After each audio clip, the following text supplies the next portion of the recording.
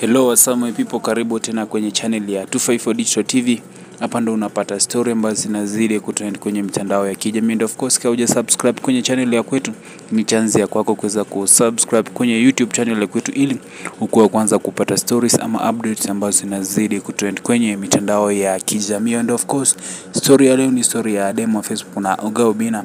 kuhusiana na relationship ya kwa ambayo pia watu wengi wameshindwa kuielewa kabisa, na watu wengi pia wamekuwa wakifuatilia kwa karibu, amba watu wengi pia mafans walikuwa wanapenda sana kumuona demo wa Facebook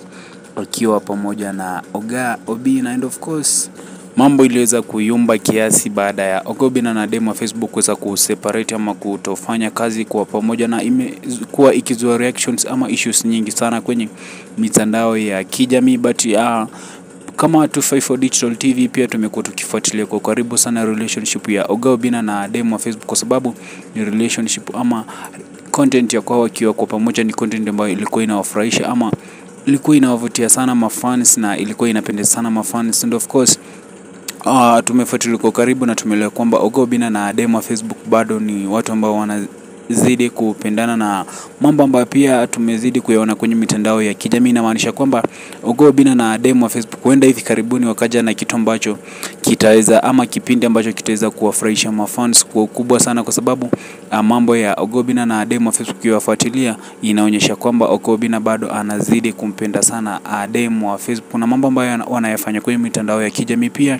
inaonyesha kwamba upendo wa kwao bado upo, na tunasubiria kitu kikubwa kutoka kwa wawili hawa, demo wa Facebook na Oga Obinna, kwa sababu mambo ambayo walikuwa wanayafanya pale nyuma inaonyesha kwamba Oga Obinna kiukweli alikuwa anampenda sana demo wa Facebook, na tunasubiri kipindi ambacho pia wataweza kutuletea kwenye mitandao ya kijamii ama kwenye YouTube tuweze kuifurahi sisi kama mfans, na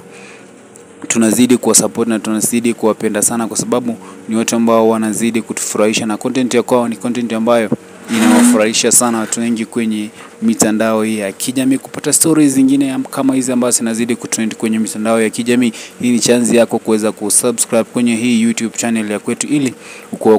kwanza kupata stories ama news ambazo tutakuwa tukipost kwenye YouTube channel ya kwetu. Alafu pia usisahau kuniachia comment ya kwako na kuweza kulike video kwetu ili tuzidi kusonga kwa pamoja, na siku zote nazidi kuombea Mungu ili tuzidi kupata stories ama umbea kwa pamoja inshallah. Nashukuru sana kuweza kuitazama video kwetu. Mungu azidi kuwabariki, azidi kuwapa baraka ili tuweze kusonga kwa pamoja. Nashukuru sana, tupatane kwenye video nyingine. Mimi ni wako presenter MJ aka Udaku Master, na nashukuru sana.